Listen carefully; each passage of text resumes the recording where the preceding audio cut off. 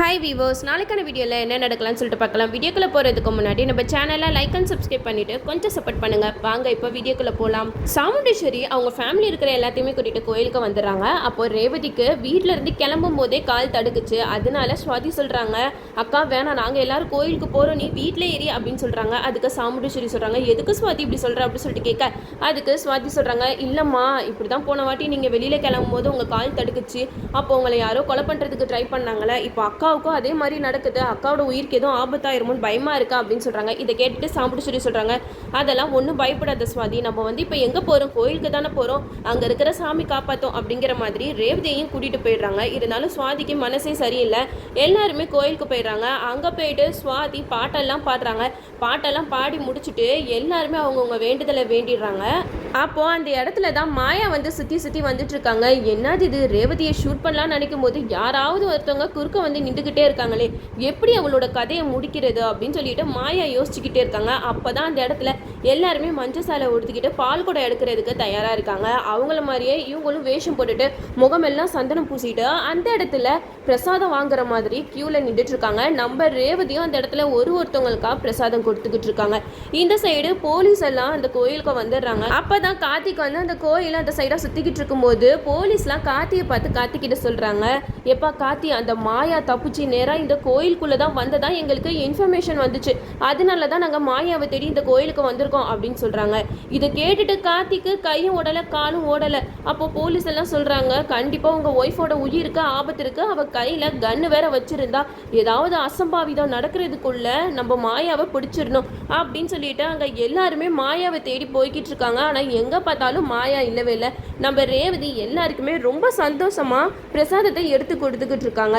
அந்த நேரம் பார்த்து மாயா கையில் யாருக்கும் தெரியாமல் துப்பாக்கியை வச்சுட்டு பிரசாதம் வாங்குற மாதிரி நிற்கிறாங்க. கரெக்டாக ரேவதி பிரசாதம் கொடுக்கும்போது மாயா அவங்க கையில் இருக்கிற தட்டை தூக்கி போட்டுட்டு துப்பாக்கியை ரேவதியை பார்த்து நீட்டுறாங்க. அந்த நேரம் பார்த்து எல்லாருமே பயந்து கத்துறாங்க. ரேவதிக்கு என்ன பண்ணுறதுன்னே தெரியல. அந்த இடத்துல பயங்கரமாக ஷாக்காகி நின்றுட்டு இருக்காங்க. அப்போ மாயா கண்மூடித்தனமாக ரேவதியை ஒரே ஒரு ஷாட்டில் ஷூட் பண்ணிடுறாங்க. அப்போ ரேவதிக்கு தோள்பட்டையில் குண்டு பட்டு அப்படியே மயங்கி விழுந்துடுறாங்க. அங்கே இருக்கிறவங்களாம் ரேவதி ரேவதி அப்படின்னு சொல்லிட்டு கத்துறாங்க. அப்போ தான் நம்ம கார்த்திக் இந்த ஷூட்டிங் சவுண்டு கேட்டு அங்கே இருக்கிற போலீஸ் எல்லாம் கூப்பிட்டுட்டு வராங்க. மாயா அப்படியே நம்ம நினச்சதை சாதித்த மாதிரி ஒரு வெறி அவங்க முகத்தில், எப்படியோ நம்ம ரேவதி கதையை முடிச்சிட்டோம் அப்படின்னு சொல்லிட்டு அந்த இடத்துலேருந்து தப்பிச்சு போக்க பார்க்குறாங்க. கரெக்டாக போலீஸ் மாயாவை பிடிச்சிடுறாங்க. நம்ம கார்த்தி ரேவதி எந்திரி எந்திரி அப்படின்னு சொல்லிக்கிட்டு இருக்காங்க. இப்போ ரேவதி எந்திரிக்கவே இல்லை. ரேவதியை தூக்கிட்டு ஹாஸ்பிட்டலுக்கு கூட்டிகிட்டு போகிறாங்க. அப்போது ஸ்வாதி சாமுண்டீஸ்வரி கிட்ட சொல்லி அழுகுறாங்க, நான் தான் சொன்னலம்மா, வீட்டில் இருந்து கிளம்பும் போதே அக்காவோட கால் தடுக்குச்சு, அப்போவுமே நான் அக்காவை வீட்டில் இரின்னு சொன்னா அவள் தான் கேட்கல, இப்போ பார்த்தீங்களா என்னாச்சு அப்படின்னு சொல்லிட்டு எல்லாருமே உட்காந்து அழுதுகிட்டு இருக்காங்க. ரேவதிக்கு என்னாச்சோ ஏதாச்சோன்னு சொல்லிட்டு வண்டியில் தூக்கி போட்டு கொண்டு போய்கிட்டு இருக்காங்க. அங்கே ஹாஸ்பிட்டலில் அட்மிட் ஆகும்போது கார்த்தி ரேவதி சொன்னதெல்லாம் நினச்சி அழுதுகிட்டு இருக்காங்க. ரேவதி என்னதான் கோவமாக இருந்தாலும் கோயிலில் குங்குமம்லாம் கையில் வச்சு இந்தா எனக்கு வச்சு விடு அப்படின்னு சொல்லிட்டு கார்த்திகிட்ட சொன்னாங்க. அதையெல்லாம் இப்போ கார்த்திக் நினச்சி பார்த்துட்டு இருக்காங்க. கார்த்தியோட முதல் லைஃப் தான் இந்த மாதிரி ஆயிடுச்சு, ரெண்டாவது லைஃபாவது நல்லா இருக்குன்னு பார்த்தா இதையும் இப்படி சொதப்பெல்லாம் கொண்டு போயிட்டு இருக்காங்க. இப்போ ரேவதி ஹாஸ்பிட்டலில் சீரியஸாக இருக்காங்க. இதை பார்த்த கார்த்தினால தாங்கவே முடியல. அவங்களுக்கு தீபாவோட ஞாபகம் தான் வருது. தீபா தான் ஃபஸ்ட்டு என்னை விட்டுட்டு போனால், இப்போ என்னையவே சுற்றி சுற்றி ரேவதியும் இப்படி உயிருக்கு ஆபத்தான நிலைமையில இருக்காளே அப்படின்னு சொல்லிட்டு கார்த்தி அந்த இடத்துல அழுதுகிட்டு இருக்காங்க.